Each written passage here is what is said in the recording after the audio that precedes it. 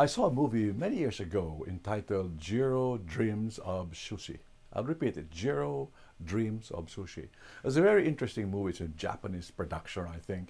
But it's all about Jiro, who owns a imagine this, 5 Michelin star rating in a restaurant in Tokyo.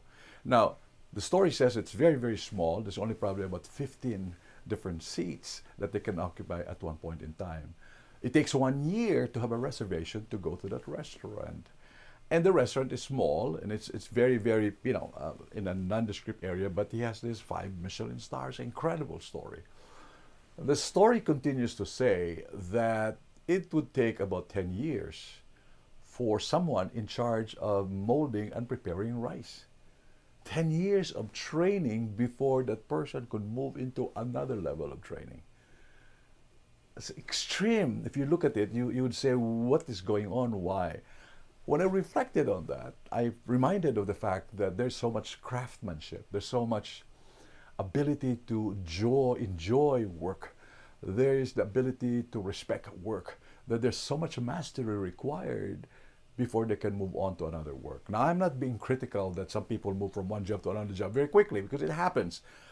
But I'm just reminded that this movie, Jiro, tells us that there's got to be what you call pride at work, value at work. Time is not, for me, the main criteria. The criteria is that you go deeper, really, in mastery in a craft.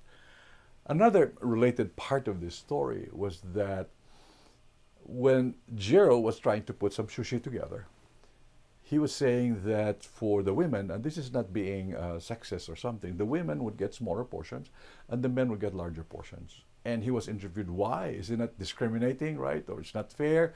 And then he said, no, because if you have a big size, okay, which most men do, you eat a lot more, and the women may have generally eat a lot less.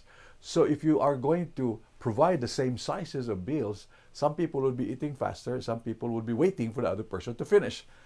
But this extreme sensitivity to the customer experience is just part of the hallmark of how work should be redesigned. I am so proud that I've known a lot of workers who have so much depth in what they do. So let's bring back the joy of work. And more importantly, let's remind our learners, our collaborators, and our friends at work that we need to find that joy of work.